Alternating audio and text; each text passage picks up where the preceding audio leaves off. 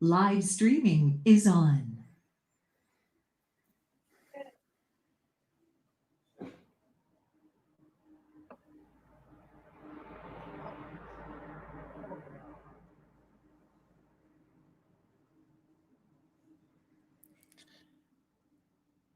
Buenos días, le damos la bienvenida a una nueva edición del ciclo de entrevistas Punto de Encuentro. En esta oportunidad vamos a estar en la compañía de la compositora Gabriela Yaya. Ya han pasado por este ciclo las compositoras Natalia Solomonov y Cecilia Pereira. Esperamos que sea de su agrado y le damos comienzo.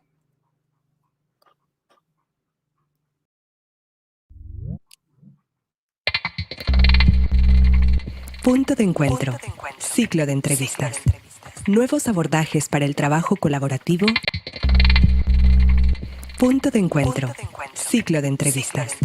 Nuevos abordajes para el trabajo colaborativo entre compositores e intérpretes en el ámbito universitario.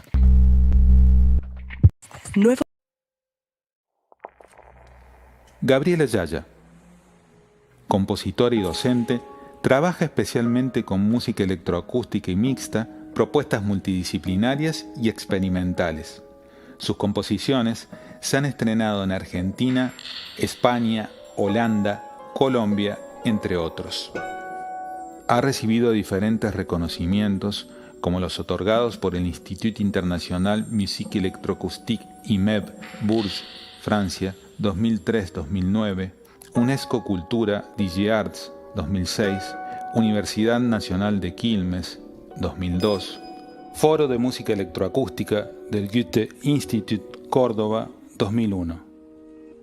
Se desempeña como docente titular de Morfología 1 y 2, Análisis Musical 2 en la Facultad de Artes de la Universidad Nacional de Córdoba, docente de Estructuras de la Música 1 y 2 y Metodología de la Investigación 1 y 2 de la Universidad Provincial de Córdoba.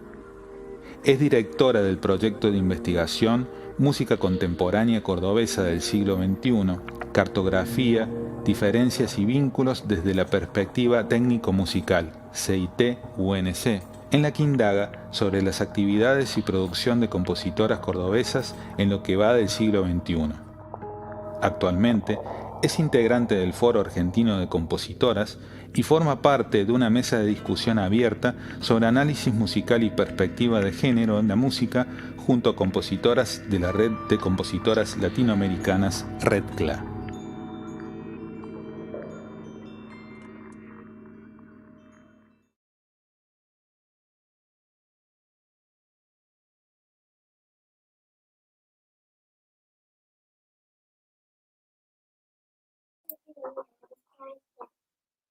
Bueno, bienvenida Gabriela. Hola, buen día, muchas gracias. Bueno, como contaba, Siglo XXI. Punto de Encuentro es parte de un proyecto de investigación orientado a las prácticas profesionales en la Universidad de Quilmes. Y de lo que vamos a estar charlando hoy gira alrededor del trabajo colaborativo, tanto en la música y en las artes, como también en el ámbito pedagógico. Y los dos ejes que nos atraviesan son los dejamos planteados, que son cómo ves el trabajo colaborativo desde el punto de vista pedagógico, en los lugares donde vos trabajás y como en el contexto político educativo, y por otro lado, cómo ves el trabajo colaborativo tanto en la música como en otras propuestas artísticas. Bien. Bueno. Trabajo colaborativo es, la verdad es que en este momento y en estas circunstancias está buenísimo pensar, recuperarlo desde distintos lugares. En general, el trabajo colaborativo en el campo de la composición suele referirse a ese trabajo que hacen articuladamente compositores e intérpretes y que es sustancial para la producción sonora, para la producción musical, cuando uno compone con instrumentos o incluso desde instrumentos. Y En particular, y abordando de última, en primer lugar, la cuestión de los espacios de formación y lo colaborativo, tenemos como, vamos a decirlo así, cuando es una opción, está buenísimo, pero cuando no es una opción, hay que pensarlos cómo, hay que entenderlos, vivirlos y bueno, hacerse amigues, vamos a decir así, de esta situación. En particular, bueno, ya estuvimos hablando un poco de esto desde nuestros encuentros anteriores contigo, las previas de esto. Bueno, hay una situación que visto desde una perspectiva más territorial, acá en Córdoba, tenemos en la Universidad Nacional de Córdoba, en la Facultad de Artes, la carrera de composición musical. Y la carrera de composición musical desde hace un tiempo a esta parte, vamos, aproximadamente 10 años, ante los cambios de políticas educativas, en alguna de las reformas de la Ley de Educación Superior, más o menos en 2010, no estoy segura, pero alrededor, el ingreso a la carrera fue no excluyente, es decir, quienes aprueban el ingreso tienen la posibilidad de entrar, lo que dio un número masivo de estudiantes en la carrera. Ese número fue creciendo con el paso de los años y con el paso de los años también fueron reacomodándose las formas de trabajo, porque hacia 2010 empezó a hacer como a producir una especie de incomodidad, pero no había otras posibilidades en algunas cátedras, de en vez de hacer los trabajos compositivos de a uno, y después fue de a dos, y después de a tres, y así, hoy por hoy, la matrícula es tan alta que, por ejemplo, bueno, yo estoy en este momento trabajando como adscripta en la cátedra de Juan Carlos Tolosa, en la cátedra de orquestación 2 y 3, y los chicos hacen grupos de a 8, de a 9, de a 10 personas para hacer un trabajo de orquestación, por ejemplo, ¿no? Para orquesta sinfónica. Entonces, es súper interesante que la coyuntura obliga, pero que también en esa obligación o en esa consecuencia emergen nuevas formas de pensar, de atravesarse y de trabajar claramente, ¿no? De hecho, desde en todo este tiempo, este trabajo de forma grupal y colaborativa está teniendo como algunas repercusiones hoy por hoy en lo que son los trabajos finales de aquellos grupos, de aquellos estudiantes que han transitado trabajando de forma colaborativa y hoy por hoy plantean sus trabajos finales también de forma colaborativa. Esto, claro, también hace unos años atrás hubo una reforma incluso en el reglamento del trabajo final de licenciatura para poder admitir este tipo de modalidad grupal para hacer un trabajo final. Entonces, claro, eso da clara cuenta de que las modalidades de trabajo cambiaron y que incluso el enfoque. Quienes están más comprometidos trabajando en esta forma colaborativa en sus investigaciones han detectado, vamos a decir, un préstamo o una referencia súper importante de las formas de trabajo del teatro cordobés de los 60, 70, que se llama creación colectiva, una modalidad que fue variando en el tiempo, que tuvo muchas aristas, que ha tenido como muchos matices, vamos a decir así, pero siempre está atravesado por una idea de trabajo horizontal. Hay una idea de militancia, hay una idea política, no es de desconocer, pero sí reconfigurar un poco la idea de la jerarquía dada por dramaturgo, por director, y en tanto a la trama la van entretejiendo quienes participan de ella. Entonces, hay unos trabajos que están en proceso y hay unos que ya han sido terminados, trabajos de final de grado, que reconocen esta situación de la creación colectiva y están están empezando a aparecer los primeros trabajos que son frutos de ese tipo de colaboración. Entonces, bueno, es una situación bastante interesante aquí, en la que la idea de compositor individual, solo, está un poco desplazada en algún punto. Y entonces, bueno, vamos a ver qué más trae, ¿no? Estos son como los primeros trabajos, pero en fin, son como fruto de un trabajo de hace más o menos, de un cambio estructural, vamos a decir así, de hace como 10 años, que fue reconfigurando. Y en ese sentido también para poner en contexto, es decir, la oferta de universidades públicas que existe en Córdoba de hace 10 años e incluso hoy, en comparación con lo que sucede en Buenos Aires, en donde hay muchas más facultades y universidades a las cuales acceder al estudio de la composición de manera pública y gratuita. Y en ese contexto también, y de todo esto que mencionás, surge como, no sé si llamarlo un nuevo, pero por lo menos una forma de colaboración distinta que no es entre compositor e intérprete, sino entre compositores y entre compañeros que están formándose y que están trabajando en esto. Sí, sí, totalmente. Incluso porque una modalidad grupal en un grupo que está trabajando desde hace un tiempo termina reconfigurando las relaciones de trabajo y termina un poco también yendo al lugar o sea, cuestionar la autoría, cuestionar qué hace cada quien, a plantearse cuál es no el crédito, pero sí, bueno, desde dónde trabaja cada quien.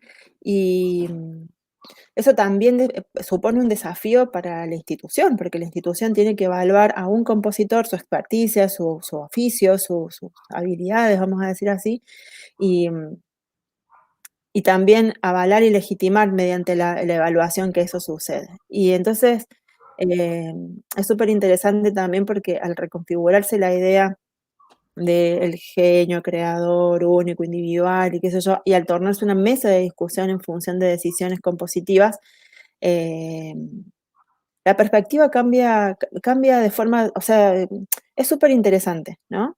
Digo, si bien los trabajos que son multidisciplinarios, interdisciplinarios, nos ponen a pensar y a compartir y debatir las ideas de esta manera, imagínense esta situación de solo compositores, ¿no? Entonces, bueno, es como súper interesante. No me acuerdo con qué profe charlaba que me decía, pero es como un equipo de 11 arqueros.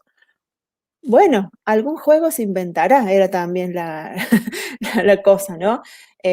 Si tenemos un equipo de 11 arqueros, bueno, esa es la cosa y seguramente se inventará un juego nuevo. Entonces, bueno, queda, si uno mira como desde cierta perspectiva más bien histórica, 10 años es poco. Entonces queda mucho por ver qué puede llegar a dar estas formas de trabajo. Y yo entiendo que la masividad va a ser una característica de esta institución. De hecho, yo, por ejemplo, ahora doy una materia en primer año que es solamente de la carrera de composición y tengo 120 estudiantes activos y unos 160 matriculados. Entonces, en ese sentido, la cosa es como que perfila para ese lugar. Y por otro lado, tampoco se puede avisorar siquiera la posibilidad de que aparezcan más cargos, o aparezca mayor infraestructura, o aparezca una forma de trabajo que también se pueda distribuir entre más docentes. Entonces, mientras más docentes, tal vez la atención pueda cambiar y el trabajo también. La verdad es que no podemos todavía pensar en cambios de ese tipo por la situación coyuntural que atraviesa el país. Y bueno, nada, hay que estar atentos y ver, bueno, qué va a dar esto. Es como una gran intriga, un gran signo de pregunta que yo tengo por ahí para después, bueno, compartir y contar la historia.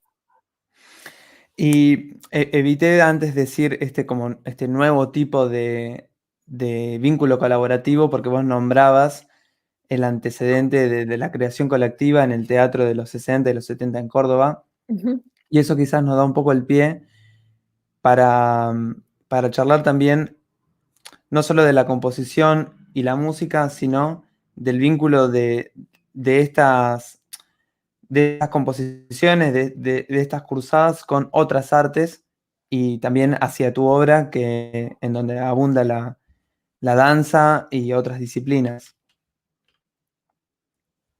Sí, podemos, sí, tengo mucha música compuesta para danza. He trabajado mayormente con el elenco Andanzas que dirige Silvia Vilta, no porque hayamos hecho muchas obras, sino porque hemos hecho obras grandes, vamos a decir así, Y el año pasado empezamos Haren Rastros.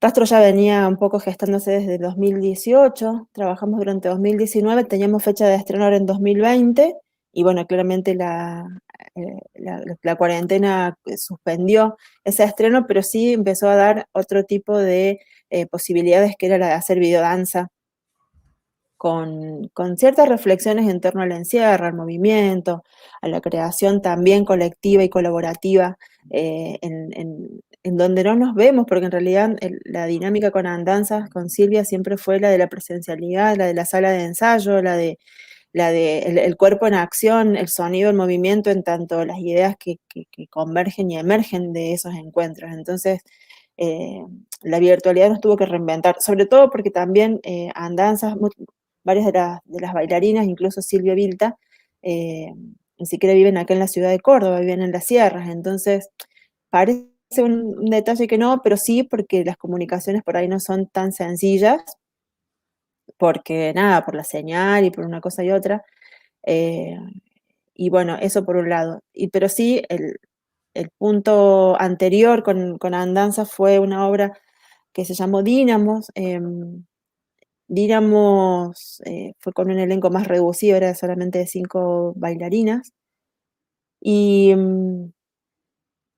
Dínamos fue, a ver, yo había hecho antes algunos trabajos colaborativos, vamos a decir, interdisciplinarios, pero en general por ahí los artistas agarraban las músicas y las ponían en sus producciones, audiovisuales, performáticas, etcétera. Yo no había tenido que componer en función de una obra. Dínamo fue la primera en la que se elaboró colaborativamente de punta a punta, a partir de las ideas de Silvia, pero la traducción fue como un desafío muy interesante, porque trabajar entre disciplinas exige de alguna manera desentramar o decodificar en algunos sentidos algunas cosas y traducirlas al campo propio, ¿no? Entonces, de repente, acá estaría bueno que suene redondo y cálido, y entonces yo tenía que traducir esos sonidos, y ahí íbamos a hacer las pruebas y la traducción funcionaba. No quiere decir que las traducciones sean exactas, quiere decir que entre una cosa y otra sucedían, vamos a decir, como una cuestión más dialéctica de los procesos, ¿no? Entre una propuesta y la otra emergían posibilidades, y esas posibilidades generaban nuevas posibilidades, y así es como trabajamos con ella. Lo que estuvo muy bueno de Dínamos, a diferencia de otros trabajos por ahí, es que Dínamos no lo armamos con una agenda súper exigente. Es decir, no teníamos fecha de estreno, no teníamos fecha de deadline, de presentación o de cumplir con algún requisito o requerimiento, vaya a saber que no, un poco más social. Y el trabajo fue sostenido, fue paulatino, fue progresivo, hasta que en algún momento del proceso vislumbramos la fecha de presentación y se dio fluidamente.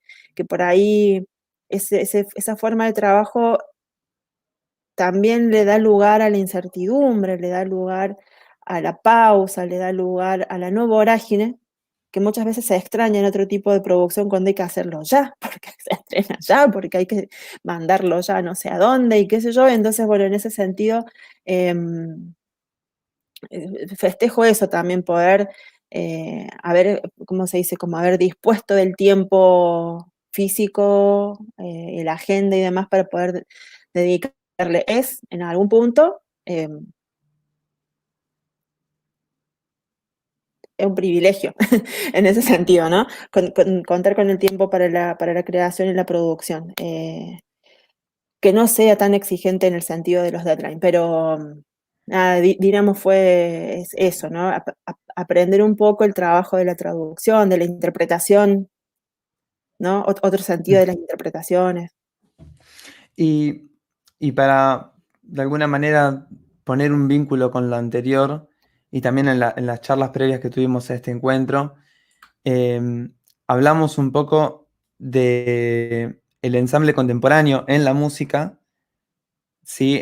Durante el siglo XX y la actualidad, que de alguna manera representa lo que el piano significaba para el compositor en en el siglo XIX. Y en este punto, y ahora que hablamos de dínamos antes de escucharla, preguntarte si podemos ver también de alguna manera o si quizás vos lo viste en este trabajo, al elenco de danza también como un instrumento. Mm.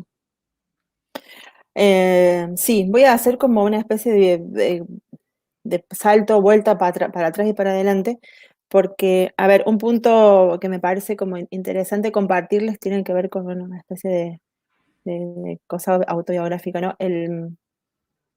Mis primeros pasos en este tipo de trabajos interdisciplinar o de varias disciplinas fue en mi etapa de formación, cuando iba a la facu.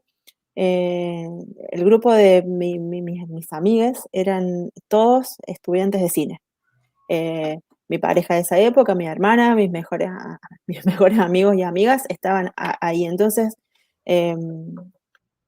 durante las producciones de sus trabajos, desde sus trabajos prácticos hasta sus trabajos finales, participé de hacerles las músicas, de hacerles las sonorizaciones, de hacerles el sonido, hacer las tomas de sonido en los rodajes.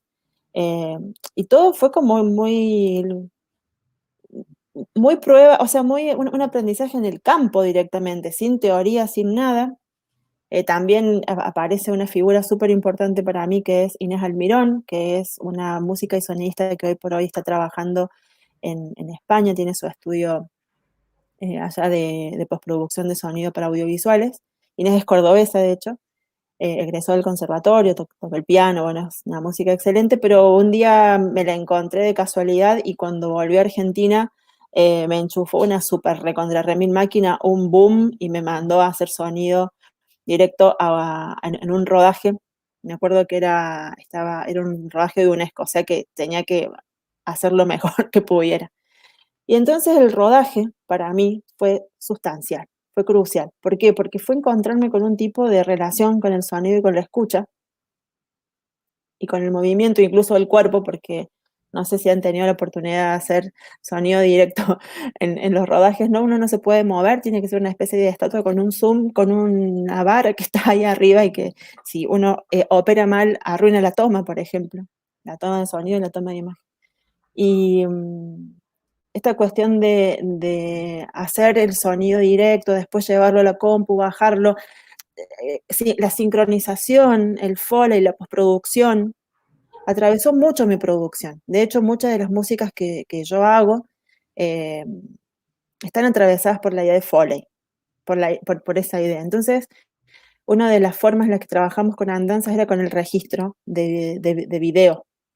No sé, yo con el celular o con alguna camarita digital que tenía por ahí, registraba las últimas versiones de los ensayos, como las versiones de los cierres, vamos a decir así, de los ensayos, me venía o al piano o a la compu, lo que me pintaba, y me ponía a trabajar con esa lógica y con esa forma de trabajo que fue para mí el Foley. El Foley eh, es una cosa como muy presente en mi forma de hacer las cosas. Y entonces, trabajar con Andanzas está atravesado por el Foley, está atravesado por la mímesis entre el movimiento del cuerpo y el movimiento sonoro, e incluso del espacio que disponen los cuerpos y en el que están los cuerpos para bailar. Y el Foley fue un poco para ese lado. Y entonces me fui hasta Foley, que era antes, me fui hasta Dynamos, que la forma de trabajo es Foley, e incluso hay algunas músicas y experiencias que estuve haciendo en estos últimos 4 o 5 años que están muy atravesadas por la idea del Foley, no de forma directa, ni mucho menos, pero sí con la idea de lo que da interpretar una imagen en movimiento. Por ejemplo, en 2017 justo me invitaron del Centro Cultural España Córdoba para hacer una presentación sin ningún tipo de consigna, y aproveché, yo había tomado algunas muestras de algunos muelles de algunos lagos. Los muelles vieron que son como, tienen esas maderitas en paralelo una y otra, y entre la luz que deja que se ve y que deja pasar el agua y se toma ahí. Les digo que nada, toma o con el celular o con una cosa muy sencilla, ¿no? Ponía la cámara y daba una cosa muy linda, que era una cosa súper estática de algunas piedras, de las maderas, de cosas que son propias de la suciedad de los muelles, y el agua límpida, cristalina y con un sonido tremendo, pero tal vez el sonido yo lo dejé de lado para interpretar esos videos después haciendo una performance en vivo, al estilo del Foley en vivo, del Foley tradicional hollywoodense, vamos a decir así, en plan performático, y intentar sacar desde otros lugares sonidos para trabajar con esas imágenes. En plan interpretación, no sé si está bueno, no sé si, no, son experimentos, a ver qué sale. Estoy trabajando con eso desde hace un tiempo, no lo muestro mucho, pero son estas repercusiones que tienen algunas cosas por las que he pasado desde la formación, ¿no? Y el Foley va un poco por ese lado, en tanto interpretación, ¿no? Del movimiento. Wow. Podemos escuchar ahora Dínamos, tenemos un extracto y, y luego seguimos. ¿Sí? Dale.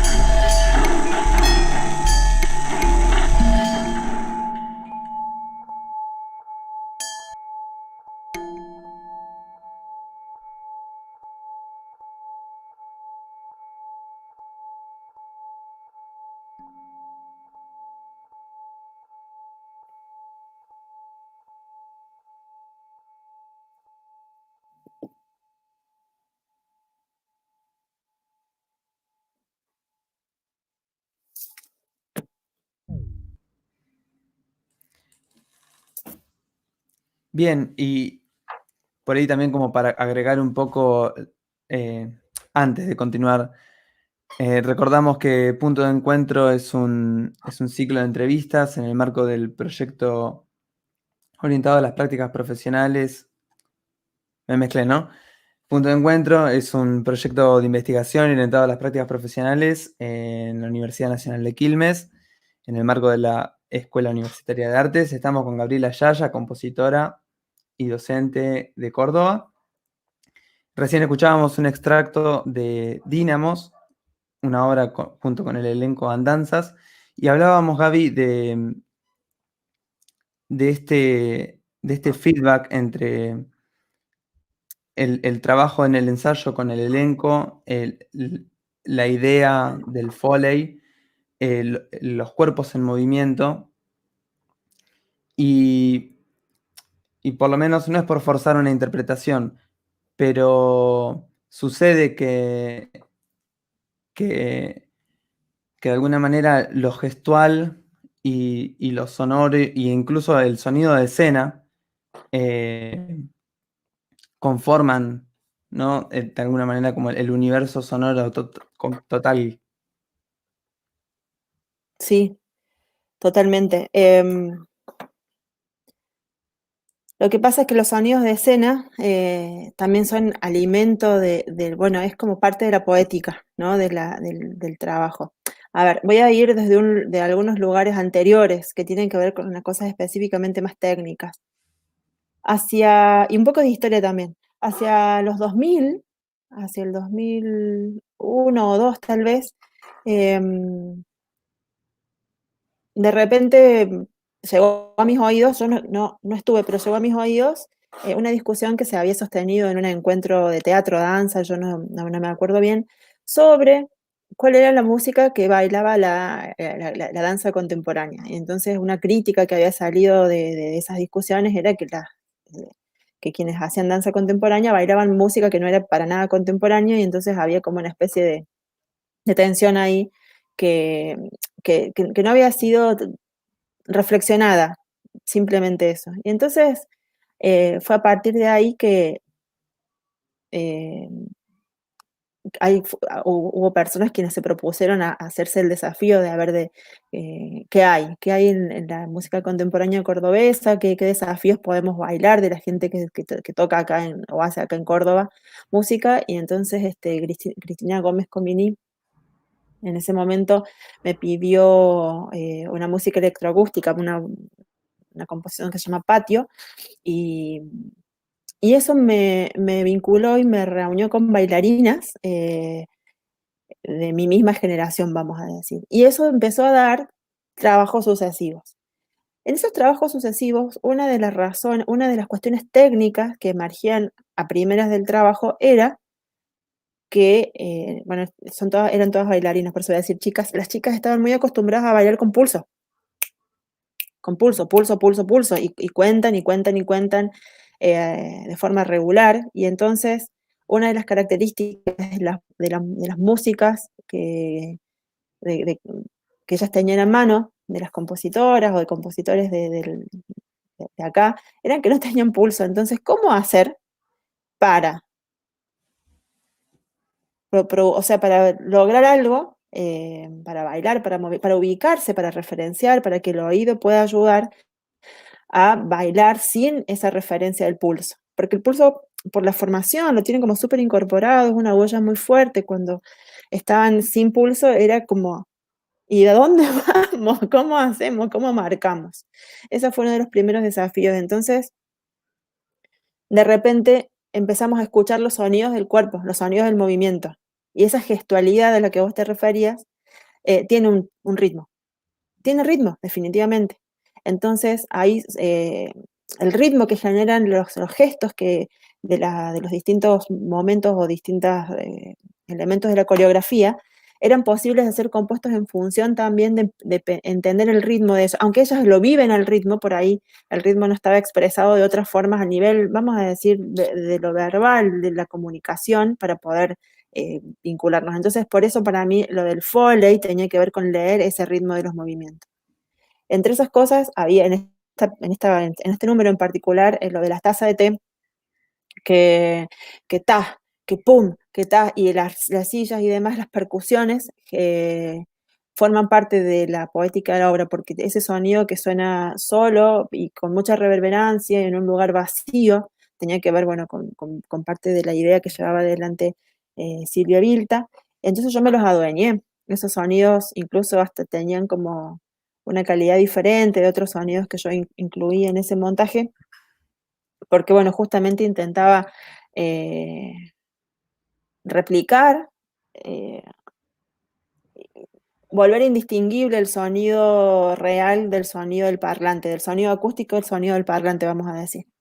Y bueno, entonces hay un poco de eso también en ese sentido. Tiene que ver con una cuestión técnica y a la vez poética, ¿no? Y a la vez decir, bueno, a ver, hay como, no sé por ahí si puedo apreciar del todo, hay momentos como de sincronización que son súper importantes para la obra, para el desenvolvimiento, y suenan súper precisos. La cosa era lograr esa precisión sin forzar la cosa, pero con la seguridad de poder no perderse, vamos a decir así. Entonces, bueno, el sonido del movimiento y la cosa generada a partir de esa lectura del movimiento es un recurso técnico y poético a la vez. Y ahí es lo que vieron, poder bailar sin pum, pum. Así que bueno, ahí va un poco por ese lado. Y se me pasó antes esta cuestión del ensamble contemporáneo a la que te habías referido, es otro punto de nuestra conversación que se desprende un poco de... yo en este momento estoy haciendo mi proyecto para mi tesis doctoral. Ese proyecto está, bueno, quiero hacer un estudio sobre Sonomóvil. Sonomóvil es un ensamble cordobés que se dedica, bueno, a la música contemporánea y desde hace un tiempo esta parte cada vez más a la música local. Pero no porque se dedique a la música local por alguna razón, sino porque hay un trabajo también, una forma de trabajo en la que varias personas que residen en Córdoba han podido trabajar con el ensamble de una determinada manera. Bueno, en esas investigaciones y en todo lo que tiene que ver con poder armar un proyecto doctoral, estuve, bueno, indagando un poco sobre estudios sobre ensambles contemporáneos y algunos autores coinciden en señalar que el ensamble para la música del siglo XX e incluso actual equivale más o menos como a la presencia del piano en el siglo XIX, a la música del siglo XIX. Y esa posibilidad de poder entablar un vínculo, una relación con un ensamble o con instrumentistas es súper importante para el desarrollo del pensamiento, de la técnica, de la reflexión, de la estética, vamos a decir también. Y es también en algún punto, bueno, esto ya lo hablaron en las reuniones, en las entrevistas anteriores con Cecilia y con Natalia Solomonov, Cecilia Pereira y Natalia Solomonov, de lo que resulta de este trabajo, ¿no? Del trabajo articulado entre intérpretes y compositores. El cuerpo danza me permitió hacer algo en ese sentido, que era lo que más o menos contaba antes, esto de las gestualidades, de tomar las ideas sonoras desde lo gestual, incluso en varios ensayos hay como un trabajo todavía en proceso de rastros que no está, que hay que terminar, queda muy poquito, pero hay que terminar, y que la videodanza me permitió, o pasa que en realidad es de muchas épocas, pero el gesto el gesto del movimiento es pero tan elocuente que nada, que a veces me empacho. ¿En qué sentido? En que me gustan todos los movimientos, porque todos tienen un ritmo. Eso por un lado, pero por otro lado, eso que es muy cortito, también me ha permitido a mí pensar al movimiento del intérprete como si fuese la danza. Entonces, por ejemplo, hay una obra de la que no tengo registro por cuestiones coyunturales y políticas que me quiero morir.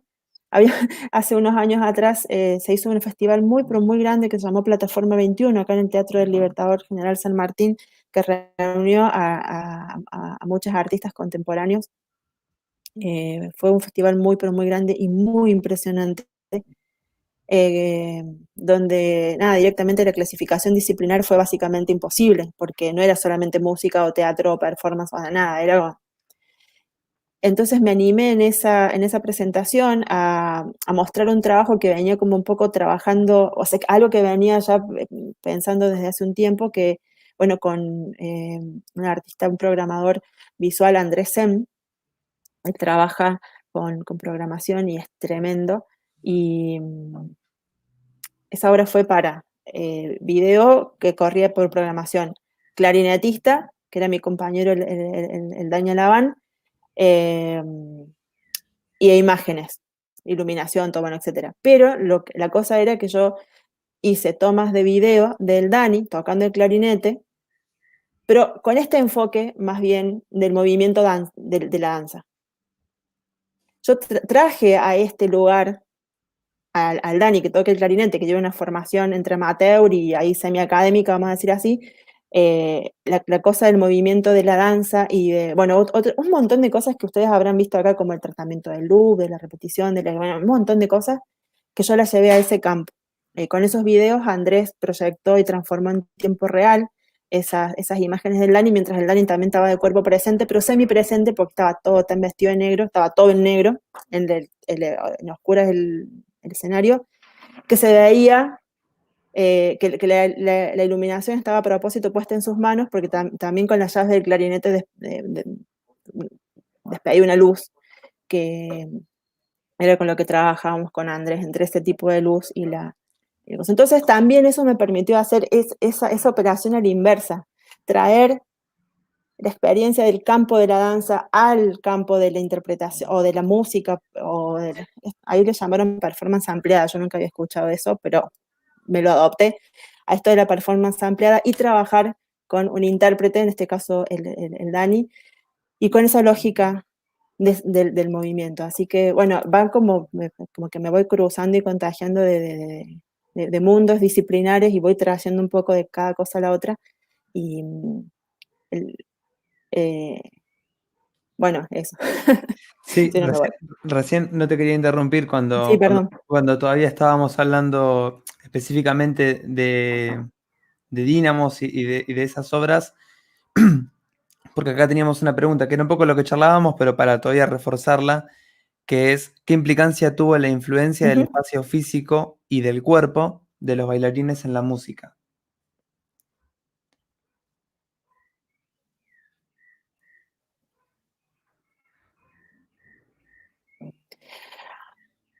Las implicancias. Y hay en varios sentidos. Por ejemplo, no sé si tanto en Dínamos, pero sí un aprendizaje que pudimos llevar adelante en rastros a partir de Dínamo, que tiene que ver con el espacio, y en este caso lo trabajamos específicamente también entre la iluminación y la música, al Dínamos de escenario, perdón, al rastros de escenario, no al rastro de video. El rastro de video es como una secuela extraña, como este momento que estamos viviendo ahora.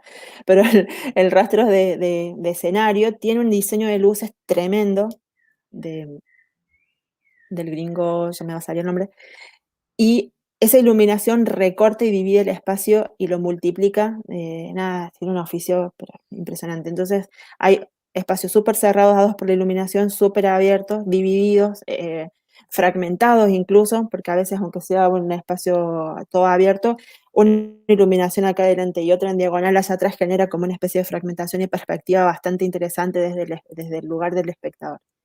A eso corresponderle también con el tipo de espacialidad a través de las reverberaciones, de las cámaras y qué sé yo, con eso. También eso viene del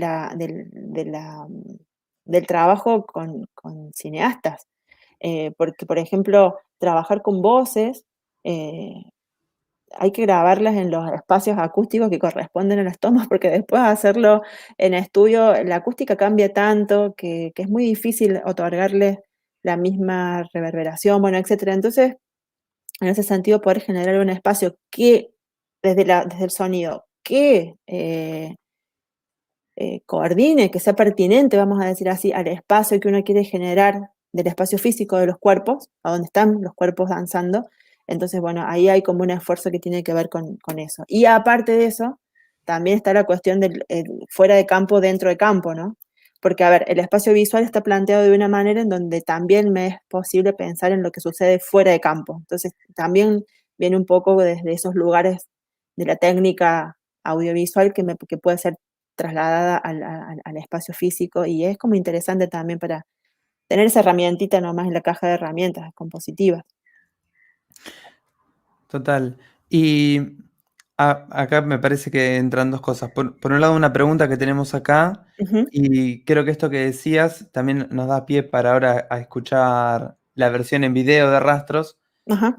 Em, pero la pregunta es la siguiente: ¿este cambio en el conteo por parte de la bailarina para ubicarse en el sonido derivó en Ujú. otras búsquedas corporales? En principio al gesto, ver cuáles son las posibles dimensiones de lo gestual. Y después en el trabajo, a ver, espero que poder decirlo bien, es como yo lo veo, en un trabajo de la multiplicación de las presencias de los cuerpos. A ver, si yo con mi cuerpo solo puedo hacer un gesto, pero cuando son varios cuerpos puedo generar cosas muchísimo más grandes que se pueden ver como un conjunto, como una cosa única, pero hay que tener la coordinación y la experticia para poder hacer esas cosas. En ese sentido, a veces las coreografías que están muy pensadas en la cantidad, porque bueno, el Rastros, por ejemplo, tiene muchas bailarinas, 13, la combinación, dúos, tríos, y los encuentros y los desencuentros generan a veces nuevas unidades. No es que sean dos bailarinas en dúo, no, es una, una haciendo eso. Entonces, unas búsquedas parten de eso, de las continuidades que generan los cuerpos entre sí, y eso es tremendo, eso es tremendo. La verdad es que cuando yo las veía en los ensayos decía, ah, nada, te vuelve la cabeza, es como, es muy interesante eso, eh, esa extensión que generan entre un cuerpo y el otro. Sumamos otra pregunta, un poco más larga esta, pero dice, A ver, en el trabajo con la danza, sí. ¿cómo se da la generación de la narrativa de lo que sucede en la escena? ¿Quién decide la temática? Y en la segunda parte dice, ¿cómo suele comenzar el proceso? Si es a partir de la idea de los movimientos o desde la música.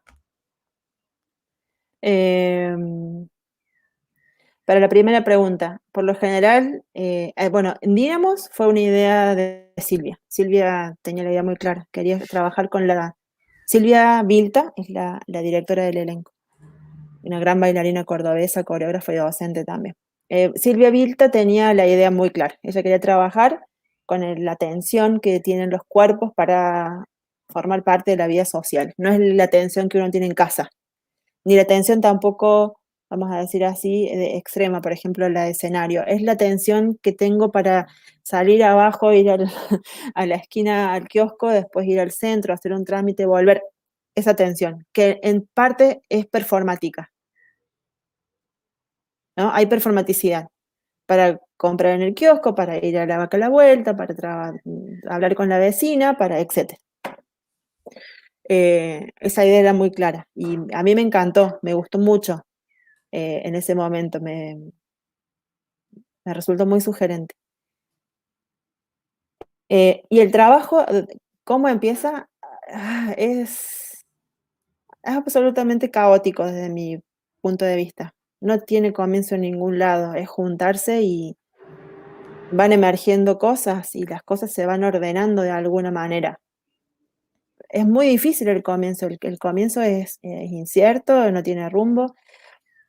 A los materiales y cosas que generamos en los comienzos quedaron en carpetas muy, muy lejanas que ya ni siquiera las miramos. Quedó mucha música descartada, quedaron muchas secuencias de movimientos descartadas. Es un proceso de mucho descarte, de mucho diálogo, de mucho ir y venir, de mucho. No hay un punto, no hay una secuencia certera para todo esto. Depende, y más con tanta mujer trabajando juntas. Eh, em, entre las situaciones coyunturales, individuales y grupales, hay un punto, y hay que tener mucha paciencia porque a veces es desalentador también. Hay un punto en el que, ¡pum!, emerge, en el que empieza a tener forma la cosa, en la que se puede incluso, hay un momento así como, es como una especie de realize o algo, en la que incluso se puede proyectar la forma total. Es un momento clave, pero ese momento hay que llegar y también viene de las discusiones, de los aportes, de las sumas, de las bajas, de un montón de cosas, pero no hay pasos, o sea, no hay que yo no podría decir esto se hace o se hizo así, porque incluso hasta tener lo mismo es incierto. Me hace acordar un poco algunos estudios sobre creación colectiva para pensar o verificar o intentar definir qué es la creación colectiva, apelan a una metodología que es la memoria colectiva. Entonces tiene que ver con el registro de las subjetividades de cada quien. En este caso, si les hicieran la pregunta a cada una de nosotros que participamos del proceso, el recuerdo, van a ver que tal vez coincidamos en este estado de dispersión, no malo ni mucho menos, sino en la cantidad de información y de cosas y es más, ni siquiera el conjunto entero, o sea, ni siquiera todas estuvimos todas desde el principio. Yo, por ejemplo, me incorporé bastante después a un montón de cosas que ya estaban definidas y decididas cuando yo entré, pero después también se empezaron a reconfigurar. Entonces, eso, creo que hay un punto quiebre que es donde uno ya sabe para dónde va. Y ya, bueno, el paso es diferente, pero hasta entonces es mucho trabajo de mirar, reflexionar, escuchar, volver a ver y así, hasta que van sucediendo. Lo que sí es súper importante para todo eso es hacer bitácora, hacer registro. Gigas y gigas y gigas de videos por WhatsApp, ¿eh? O sea, estalla el WhatsApp en ese sentido. Ujú. Sí, sí, pero aparte registro de todo tipo, registro de fotos, registro de movimientos, registro de palabras, de textos, ¿no? De ideas, de textos prestados, etcétera. Sí, y así como de alguna manera una observación, algunas palabras que todo el tiempo van dando vueltas alrededor de lo que vos nombrás en estas obras, que tienen que ver con el encuentro, el desencuentro. Ahora hablabas de la dispersión, del estar. Cómo de alguna manera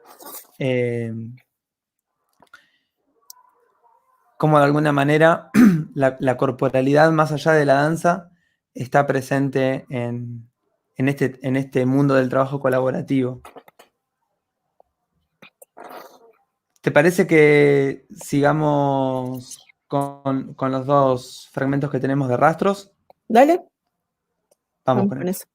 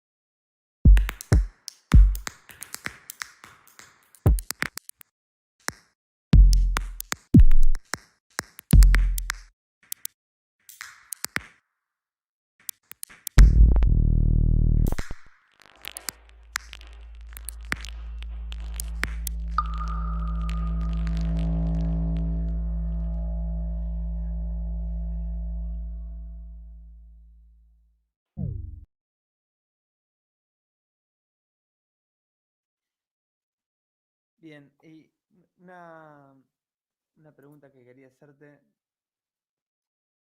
Esta versión de rastros,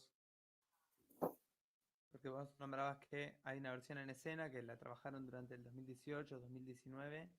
¿Estos episodios fueron, y estas músicas, fueron producidas todas durante este 2020? Son producidas todas en esta etapa de aislamiento. Fue como, estuvimos a punto de estrenar, teníamos fecha para mediados de abril y, y no, y no, fue una amargura, la verdad, porque fue trabajo de muchísimo tiempo para tener que dejarlo en pausa. Ya teníamos, bueno, todo listo. Y veníamos con un impulso y con una inercia, no inercia, pero sí con ese impulso de trabajo que que desembocó en otras realizaciones que también en realidad respondían a cosas muy inmediatas. Por ejemplo, no me acuerdo exactamente ahora, pero había una convocatoria de hacer los 30 segundos de danza para tal para tal expresión colectiva de las bailarinas y bailarines cordobeses. Había, no sé, había como cosas que iban pasando. Entonces, de repente a mí se me ocurrió, no sé bien por qué, esas cosas técnicas, ¿no?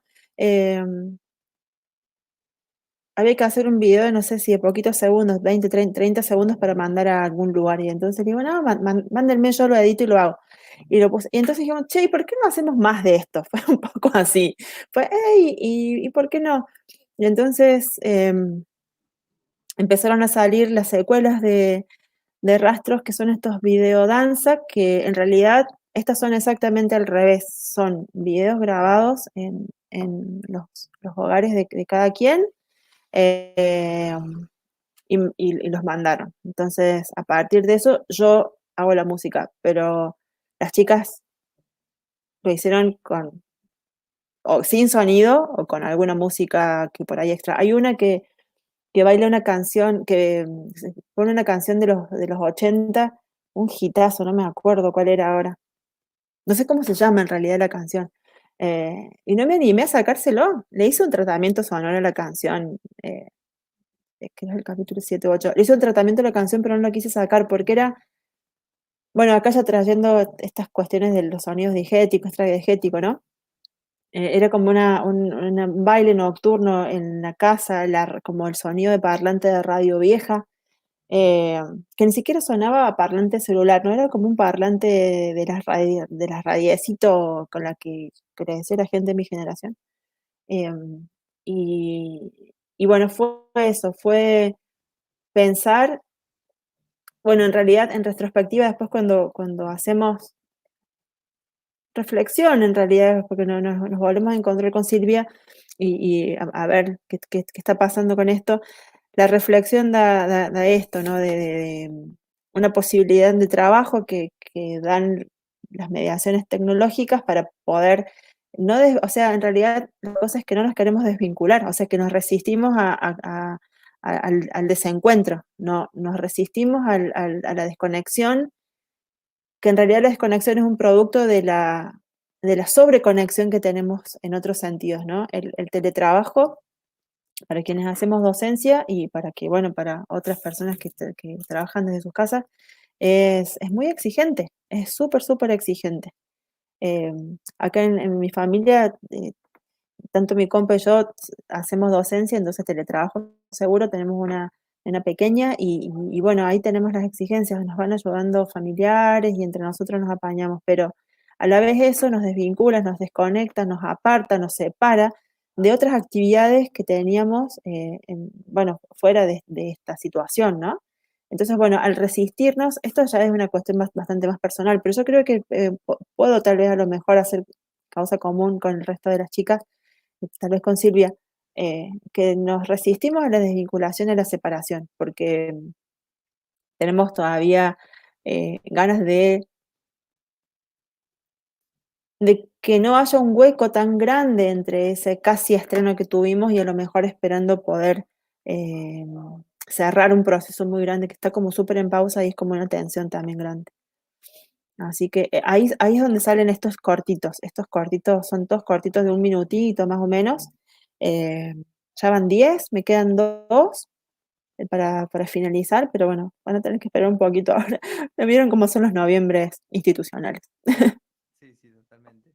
Y sucede creo que algo interesante, más allá de la contingencia que lleva a la producción de estos videos, que son otros ritmos, que son los del encuadre por un lado, y como vimos en el segundo fragmento, el ritmo del montaje. Eh, ahí creo que de alguna manera se gana como otro elemento discursivo que no es el de la escena, digamos. Ujú. La verdadera verdad de todo eso es la siguiente. Nos pusimos de acuerdo. Pautas. Los videos van a ser grabados de forma horizontal, con una luz más o menos que de día, porque bueno, que es como cuando no hay recursos técnicos es como la mejor luz, bla, bla, bla. Pero en el 5, que es el de Marce Gutiérrez, ella mandó videos que estaban grabados distinto, vertical, porque también bailó en una escalera que es como bastante cerrada. Y entonces, ¿qué hago? Entonces se me ocurrió multiplicar. Ahí en ese caso yo me aventuré a hacer un montaje. Yo no tengo experiencia de montajista más que mirar cómo hacen montaje otra persona. Y bueno, vieron cómo es. Puse tutoriales en YouTube, me puse con un programa y aprendí a hacer edición básica de video, que era más que poner el título, un fade in y un fade out. Era, bueno, hacer esta cosa de capas y de ritmo y qué sé yo. Bueno, fue un trabajo súper divertido para mí en algún punto, porque trabajé con un fragmentito súper chiquito en realidad del video, que era bastante más largo, un poco también en homenaje a mi querido Mauro Belmonte, que trabajaba con micro movimientos, trabajó con Gonzalo Bifarella, también en unas obras de danza a principios de los 2000, pero trabajaba con micro movimientos del cuerpo. Y entonces, bueno, en algún punto le quise copiar, ¿sí? No me animé a la micro movimiento, pero bueno, salió eso. Que a la vez también hace un contrapunto con el ritmo mismo de lo sonoro. Y entonces en ese sentido es como un espacio que me entusiasmó mucho para transitar. Pero sí, es como desdobla. Ese es el primero en el que yo me aventuro a hacer montaje visual, propiamente dicho. Bueno, un gran debut. Gracias. Tenemos otra pregunta de Valeria Martinelli que dice, ¿cómo pensás la hibridación entre los sonidos concretos y la electrónica pura?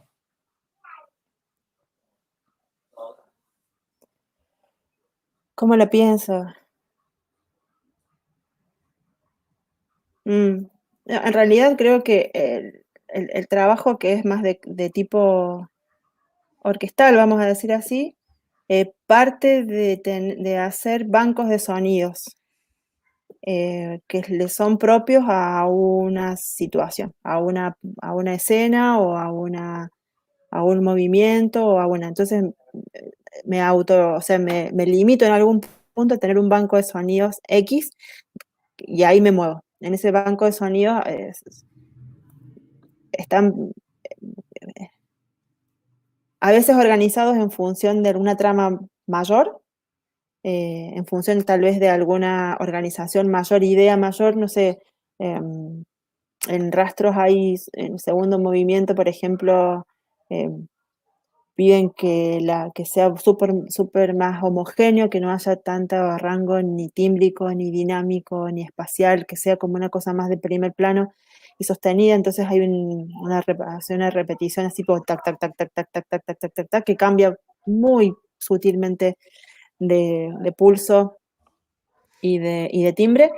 Y eso es como bastante más homogéneo que otras en las que, por ejemplo, la última escena, que es la de un sueño, que es y como es la transferencia de la idea del sueño de una de las chicas a la escena, tiene un montón de figuras y un montón de sonidos y de espacios y de colores y demás. Entonces, ahí en ese sentido se abre. Y sí hay como la única cosa que yo uso como de intermediarios entre un mundo sonoro y otro, no sé la técnica, capaz que la gente que conoce bien de la teoría de la música electroacústica sepa el nombre de esto, pero yo lo desconozco, que es el uso de algunas frecuencias, de algunas sinusoidales, que le voy calculando según el resto de los sonidos, que hacen como la forma de Gilban y no es un empaste, pero es como una especie de hermanación que se hace, que no quedan las cosas como desvinculadas o incoherentes desde mi escucha, es solamente de mi escucha. Encontré ese recurso, primero lo hacía con solamente sonidos graves, pero después me aventuré a buscar frecuencias intermedias, y entonces esos sonidos que son más de corte electrónico terminan como uniéndose a algunas frecuencias de los sonidos acústicos y terminan amalgamándose también con algunos sonidos de orden más electrónico. Pero es pura intuición eso, ¿no? No sé si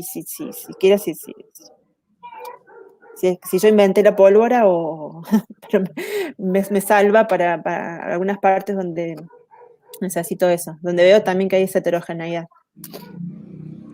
Claro. Bueno, esta pregunta, y ahora que estábamos hablando más específicamente del sonido, ¿te parece que continuemos escuchando la física de lo sensible? Dale, vamos con eso.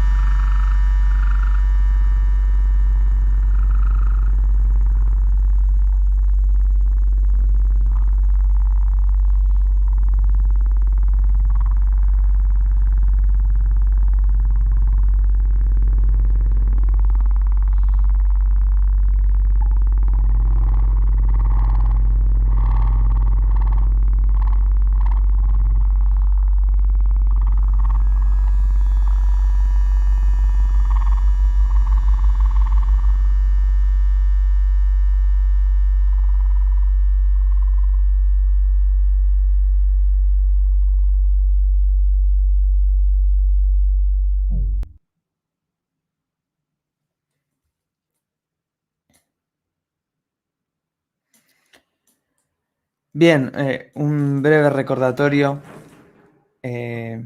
Punto de Encuentro es un proyecto de investigación. Estamos con la compositora Gabriela Yaya. En las pasadas semanas realizamos entrevistas con las compositoras Natalia Solomonov y Cecilia Pereira. El próximo martes vamos a tener de invitado al compositor también cordobés Juan Carlos Tolosa. Y bueno, recién escuchábamos La física de lo sensible y en una charla previa que tuvimos, y creo que bueno, viene a colación de todo lo que venimos hablando en relación a los medios audiovisuales, al trabajo con los elencos, pero habías hecho un comentario sobre la composición electroacústica no solitaria. Y me había parecido interesante, sobre todo, bueno, que quizás creo que la música electroacústica sí se puede llegar como a ver más como un acto solitario del compositor con el material, en donde no hay un instrumentista o un grupo de instrumentistas de por medio. Sí, puede ser, a lo mejor. Pero a la vez, a ver, esta física de lo sensible está hecha en gran parte con sonidos de un saxo barítono y experimentaciones de una saxofonista en el estudio donde fuimos a grabar con objetos. Había conectado la boquilla con un rulo de caño corrugado y no sé qué, y bueno, unos sonidos muy extraños de cosas que, que tenía. Y es Verónica Flores. Y ella había estado tocando una obra de Chelsea, me parece, donde tenía un sonido ground. Me mostró varias cosas que estaba haciendo con ese sonido y a mí me gustó mucho. Y el trabajo de estudio fue como, en parte, bastante dialogado. Si bien teníamos como una agenda de sonidos posibles para grabar, como si fuese también un tipo de recopilación más bien esquemática, intentando también cubrir como posibilidades de necesidades técnicas futuras, o sea, bueno, sonidos de tales tipos, de tal tipo, de tal tipo, y después ver qué se hace con eso. En realidad, cuando en algún momento empezó como ese momento más de diálogo y de búsqueda en relación a lo que se estaba charlando, y el grown, y qué sé yo, y qué sé cuánto. Entonces, ese sonido, que es un sonido sostenido, pero que a la vez está sostenido por una iteración, porque suena tuc, tuc, tuc, tuc, tuc, tuc, tuc, tuc, tuc, tuc, tuc, tuc, tuc,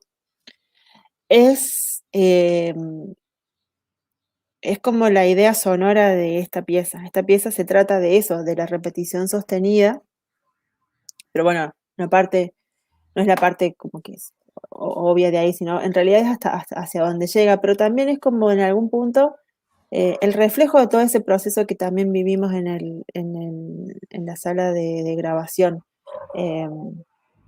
Ese llegar hasta ahí, ese trabajo que es de la búsqueda del diálogo, no es un trabajo, no es una llegada lineal, es una llegada que se da a partir de desviaciones, pero esas desviaciones no son interferencias ni interrupciones, son matices de un recorrido al que llegamos hasta ahí. Entonces, en ese sentido, si bien el montaje de la pieza está hecho en una compu, por mí, vamos a decir así, considero que la composición no es individual. Y eso que tampoco está pensado como una pieza, a ver, si bien la física de lo sensible es una pieza electroacústica,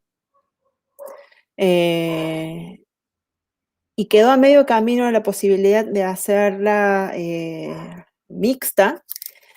Vero hizo una versión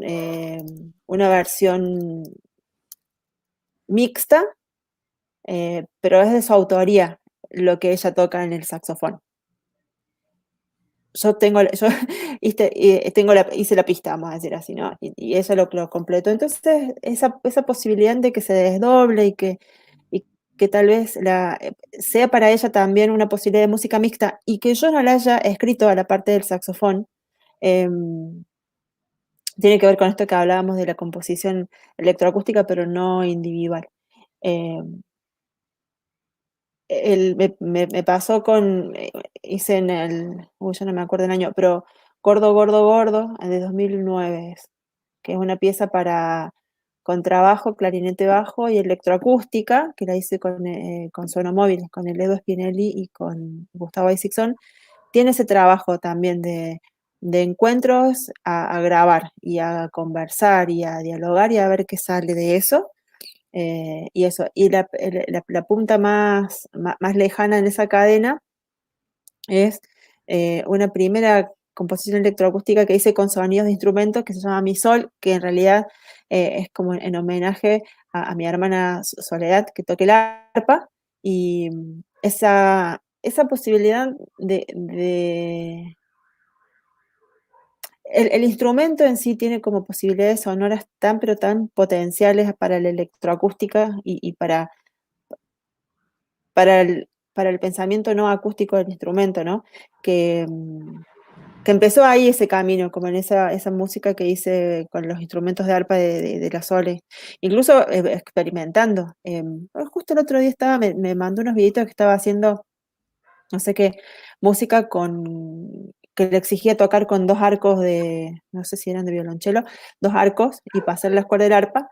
Y me acuerdo experimentar hasta en ese sentido, decir, bueno, a ver, la forma regular, la forma extendida conocida para tocar arpa, pero también busquemos algunas par de cosas más, porque son muy, muy interesantes para sacar. Para sacar. Entonces, bueno, cuando hay música electroacústica que también viene de fuentes sonoras de instrumentos, es fascinante y la forma de trabajo yo diría que es análoga o muy parecida tal vez a la que se hace con la música instrumental. La única diferencia es que no hay una mediación de escritura para el caso, sino que hay otro proceso de registro y de reflexión, creo yo. Tenemos acá 2 preguntas. Una que es, A ver. que es lo que estuvimos charlando recién, que venía a cuenta de cuál es el criterio de agrupamiento en esta obra en particular, el criterio de agrupamiento que usaste para generar este banco de sonidos, que es un poco lo que charlábamos, lo que nos contabas. Y otra pregunta en relación a la música electroacústica que dice, ¿a partir de qué parámetro organizás el discurso compositivo en estas obras? Si es la textura, el timbre, lo rítmico, y qué es lo que más te interesa y de dónde solés partir. En esta obra, a ver.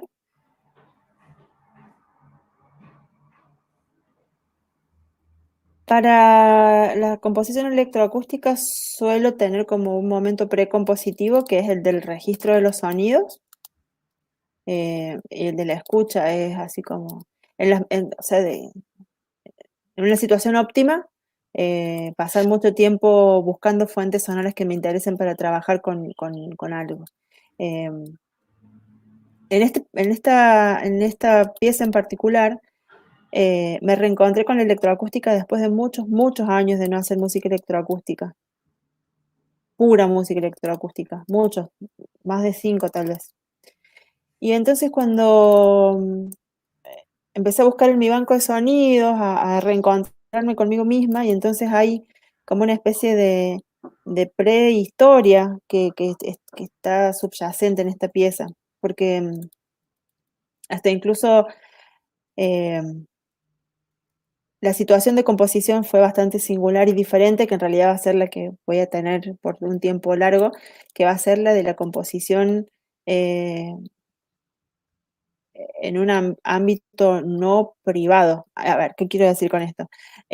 Antes, yo componía en una habitación era mi estudio, ¿no? Mi estudio personal y qué sé yo, bueno, en el 2017 nació Julia y seguimos en este departamento que es muy chiquitito, lo tuvimos que reconfigurar y lo que era mi escritorio ahora es la habitación de Julia.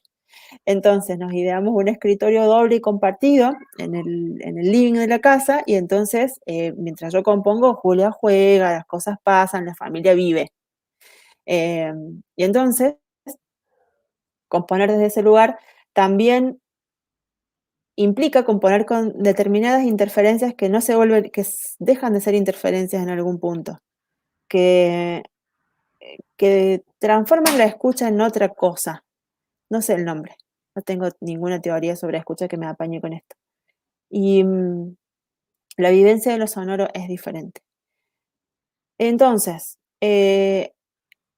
parte de un lugar súper personal, que es encontrarme con sonidos que para mí fueron significativos en algún punto, y después van hacia el lugar, casi siempre intento transitar por lugares que antes no haya transitado. En este caso nunca había hecho una música con sonido de saxofón. Y bueno, Vero estaba ahí. Y bueno, entonces de la conversación y todo salió la idea de grabar los sonidos del saxofón. Entonces los sonidos del saxofón, si bien fuimos y grabamos más o menos como les conté, después de eso viene como la segunda parte, el momento de escucha 2, donde hay una cuestión precompositiva que es la de cortar y elegir los sonidos. De todas las muestras, cortar las partes y ir como haciendo una especie de, como de ir limpiando, puliendo, dejando esos sonidos como materia prima de la mejor calidad posible para trabajar. Yo no soy muy amiga de los plugins, a mí me gusta como el sonido lo más crudo posible. Entonces, bueno, en ese sentido, la cosa de la limpieza y de la optimización de esas muestras para mí es una etapa como muy importante. Entonces, con eso viene también una escucha súper reducida en la que muchos de los datos que saco para componer tienen que ver con eso que yo percibo de esos recortes y de esas. ¿Y qué saco de ahí?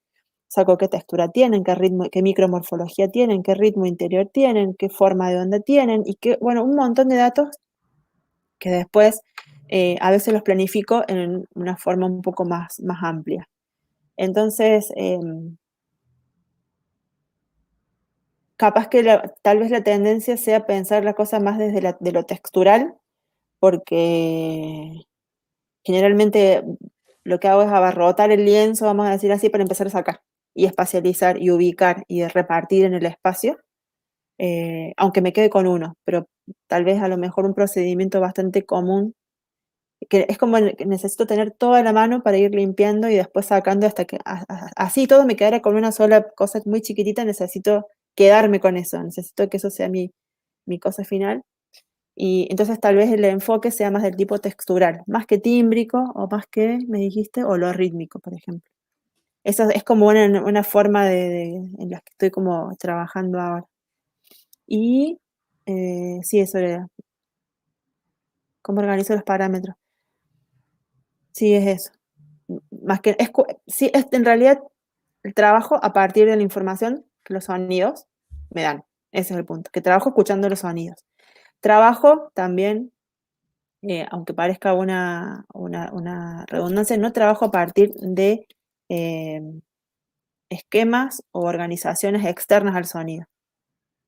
No le impongo al sonido lógicas que el sonido no tiene. O intento al menos... no es que me esfuerce tampoco, es como que el sonido tiene tanto para decir que por qué ir en contra del sonido. Es como algo que me ayuda mucho a organizar. Incluso esto capaz que les suene medio hasta del orden de lo, no sé, fantasioso, y iba a decir algo por el estilo. Es que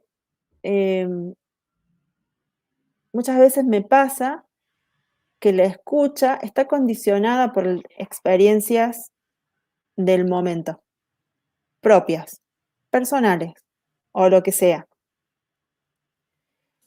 Y si renuncio a la decodificación o a la escucha en determinado momento, es un límite. En cambio, si hago pausa y si logro salirme de la traba o salirme del lugar donde la información se me agotó en algún sentido, en realidad intento no quedar en ese hueco porque después emergen ideas nuevas. Hay un punto en el que parece que el sonido no tiene más nada para decir, pero resulta que sí tiene, ese es el punto. Y tiene que ver con con mi vinculación, con mi mirada, con mi perspectiva, con mi forma de escucharlo, que yo puedo sacar información que me ayuda a mí a seguir componiendo. Y entonces, en ese sentido, ese es el lugar del encuentro más personal, vamos a decir así, o más que tiene que ver con el camino propio, con el desafío propio. Yo todavía sigo pensando, y porque o sea, en tanto haga música de concierto, vamos a decir así, no música que traspasa el camino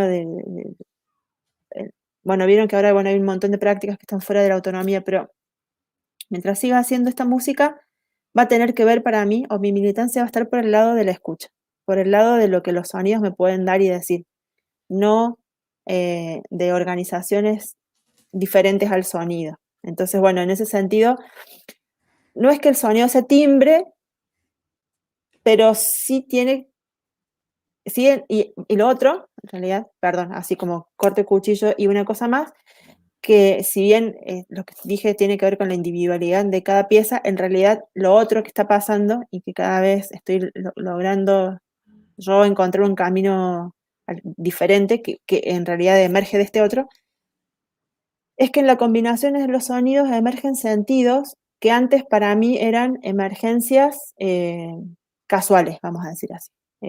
Combinaba los sonidos, bueno, mira, este con este dispara tal o cual idea, o de cualquier orden, ya sea del orden de lo súper sonoro y técnico, o de orden, no sé, interpretaciones de otro tipo, sociales, políticas, etc. Estoy logrando, tal vez creo yo, o también capaz que es mi idea propia, trabajar con esas convergencias y ser conscientes de las implicancias que tiene trabajar con un sonido y no con el otro, de poner una cosa y no otra, de poder leer más allá de la materialidad y ver cuáles son las implicancias históricas, culturales y políticas que tiene trabajar con un sonido y no con otro. Grabarlo con una cosa y no con otra, registrarlo, ser testigo, testiga de su existencia y de su lugar en la sociedad de ese sonido. No sé si me explico mucho lo que quiero decir, pero es eso, es el sonido en sí mismo con toda la información que tiene, pero con otros pueden detonar sentidos. Y en realidad lo que quiero hacer es poder yo invitar a esos sentidos. Pero bueno, no sé si eso supongo que será también ir afinando el oficio, ¿no? Bien, creo que está clarísimo y un poco también para ir hilvanando y para ya ir llegando al cierre de la charla. Recién mencionabas al pasar el hecho de ser madre y de ser compositora. También, bueno, ya vimos la importancia del trabajo junto a elenco de compositoras y en este caso también la colaboración junto a Verónica Flores.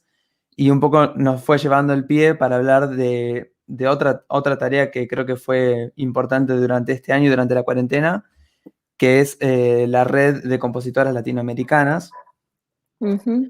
Si puedes contarnos también un poco de ese proyecto, de esa situación coyuntural. Bien.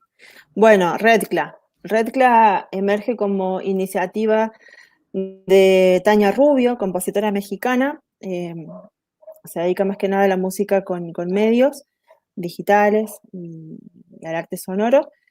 Ella misma se sorprende porque puso compositoras, chicas, no sé, quién quiere conversar sobre cuestiones que tienen que ver con nuestra profesión. Y ella pensó que iba a tener la adhesión de 5, 6, 10, pero de repente se armó un grupo que más o menos llega ahora a las 300 compositoras latinoamericanas. Y bueno, en las primeras reuniones simplemente fueron intercambios, de perspectivas, de situaciones, de esto pasa por acá, esto pasa por allá, yo en Chile, yo en Colombia, en Argentina, en Bolivia, etcétera, en Perú, y nos permitió tomar conocimiento. Es que no es exacto tomar conocimiento, porque en algún punto uno lo sabe o lo sospecha, pero ponerle cara, vamos a decir así, nombre y apellido a algunas cuestiones por las que las compositoras y la composición de mujeres está pasando actualmente. Entonces, en función de esos encuentros, es que resultó un primer evento que se llamó el primer seminario REDCLA, sonido, música y género, creo que fue. Y en ese seminario, fue un seminario un poco a la carta, donde cada quien, porque quería, organizamos grupos de trabajo, y entonces se presentaron distintos debates en torno a la educación, la producción, violencia de género, análisis. Bueno, nada, el temario es larguísimo.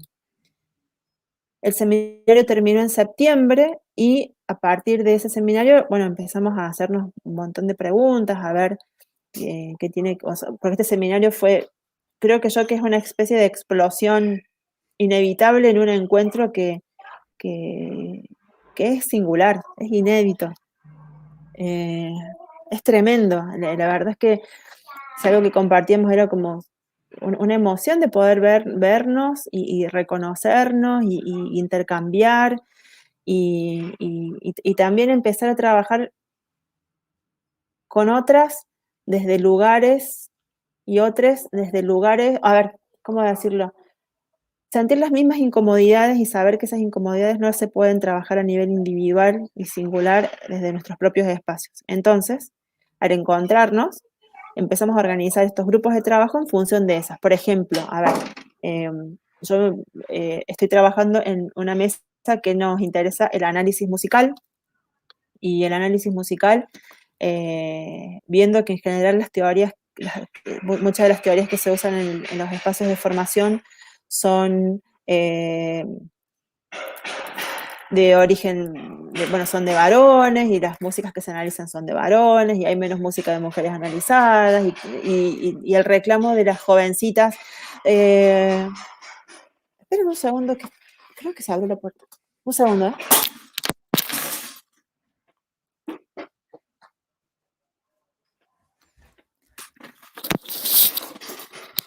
Perdón, porque empezaron a martillar y no sé si ese sonido está interfiriendo acá. Se escucha, pero no pasa nada. Ok. Y entonces en función de eso empezar a solucionar, o mejor dicho, a encontrar caminos de acercamiento. Por ejemplo, ¿a dónde encontramos música de mujeres?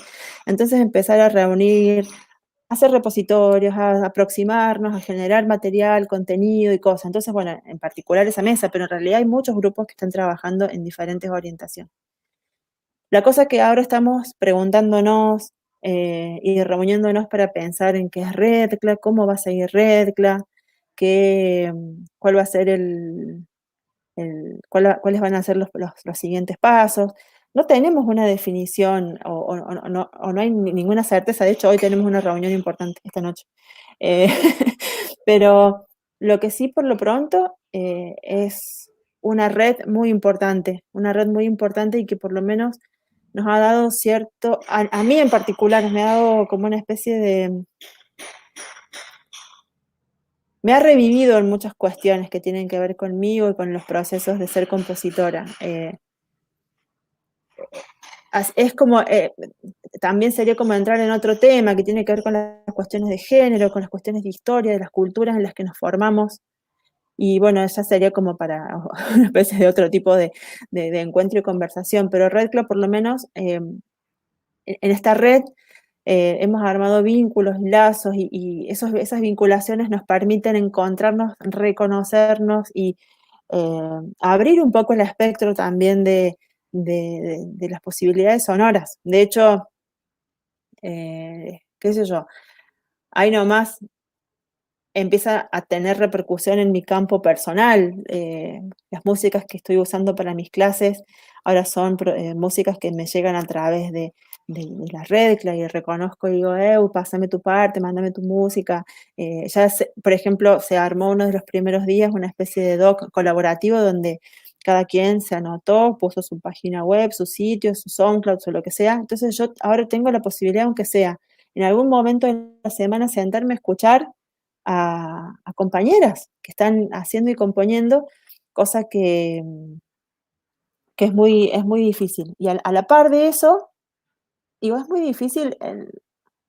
Yo, posta les digo, yo no sé si en mi etapa de formación alguna vez tuve ejemplos de compositoras mujeres en las clases, ¿no? Yo fui a la facu entre el 96 y el 2001 como estudiante. Después seguí como ayudante y en formación más docente.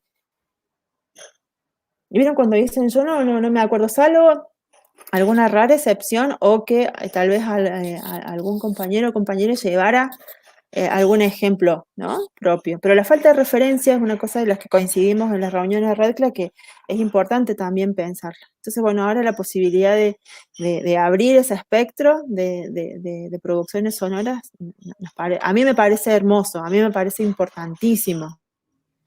Hay mucho para conocer y mucho para transitar, porque ahora, bueno, como que de alguna manera cae una especie de deber, vamos a decir así, o yo me lo tomo así en el sentido de que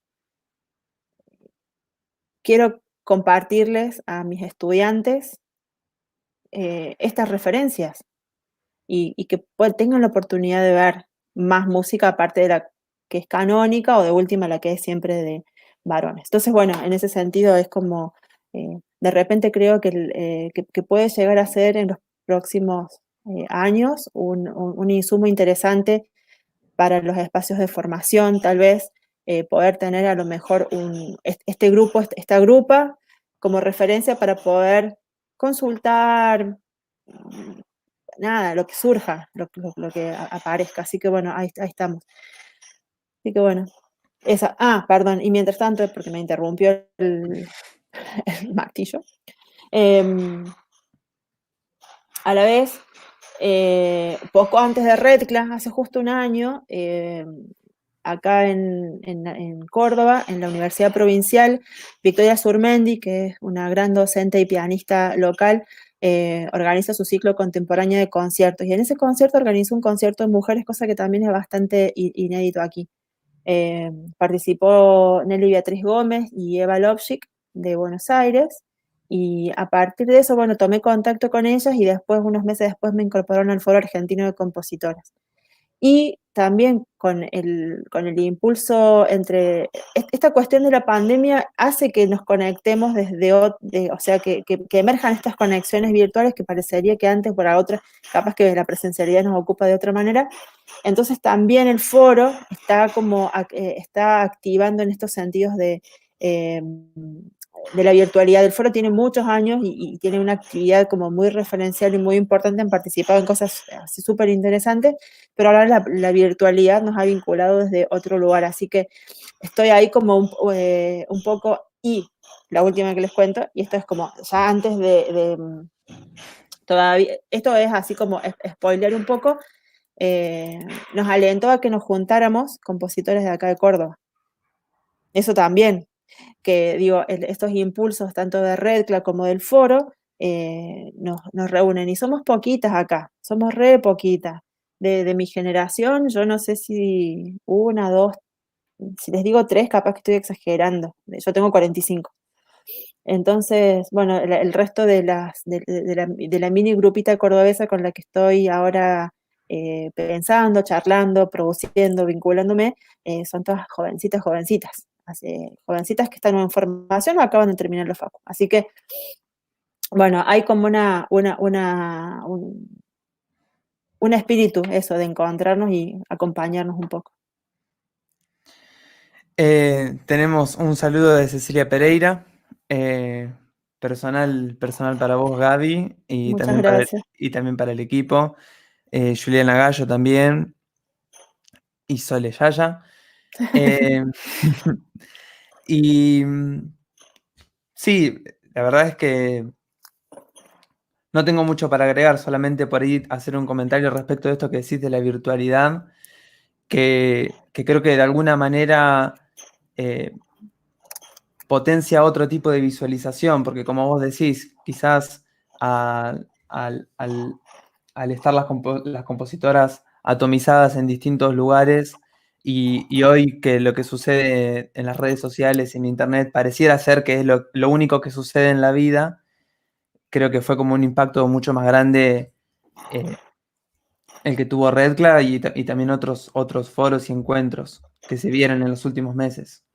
Sí, porque también hay repercusiones con la gente de Chile, con la gente de Perú, en Colombia ni hablar, o sea, también estamos tomando como conocimiento de las cosas que se hacen en otros lugares, con otra frecuencia, eso como vos decís, como estamos un poco como bastante pantallizados, entonces bueno, en ese sentido las informaciones como que están como convergiendo de otra manera, pero bueno, no significa que no hayan estado, sino que el enredarse genera este fluir de la información en este sentido, así que, pero bueno, de todas formas Redcla se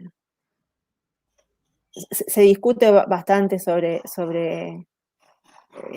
la singularidad o no de Redcla. Para mí es súper singular, súper importante y que sin esta coyuntura no, tal vez hubiese tardado más en emerger.